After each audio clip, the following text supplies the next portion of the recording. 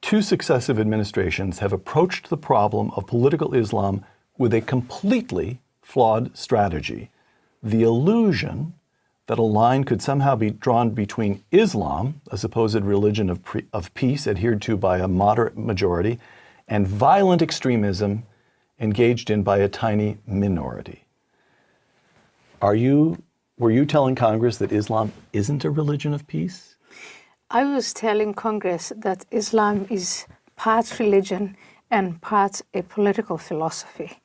And that if you focus only on the religious part, praying, fasting, There you see nothing but peace. I don't see anything but peace. Right. If people want to pray and fast and be together peacefully, have their rituals, I think that's protected, and I don't think that necessarily leads to any kind of violence. You may object to it if you're not religious, but it is religion as we understand it, as the founding fathers, as the framers of the institution might have understood it. Yes. But then there is Islam, which is really the major part of Islam, which is a political philosophy. It's a prescription for how society ought to be built, how society ought to be furnished, governed. And that philosophy is not compatible with our American constitutional liberal democracy or any other secular type of government. And that's what we need to be discussing. It's a set of ideas, a set of principles, values, and there are people who are committed to not only practicing it, but also to promoting it. And some of them are so committed to it that it's not enough for them to establish it within their own societies. They want it to rule the whole world. So if you think of Islam as a political philosophy, it's really one of the oldest ideas, one of the oldest governing principles. It's not Western. It is not as organized, and it doesn't make a logical sense to the Western mind, the Western mind of today.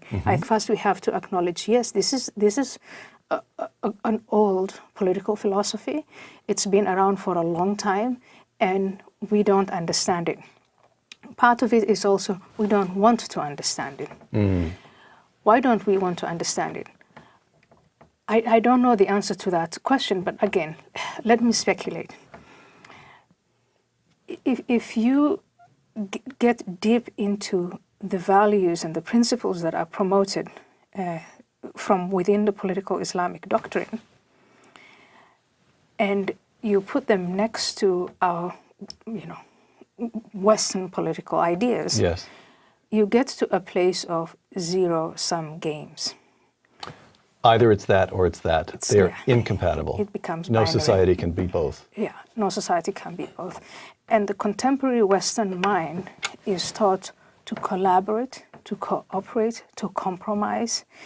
Pluralism, tolerance, all to me fantastic ideas and a fantastic attitude toward the world.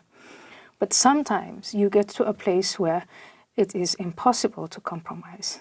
And I think deep down, the contemporary Western mind it's not that we don't get it, it's that when you get it, then what? Right. Am I the reason you get stoned every week now? Built up integrity, got you texting, emailing me, wanting me to feel with you. Baby, just face reality, move on. Sometimes it's hard to face reality.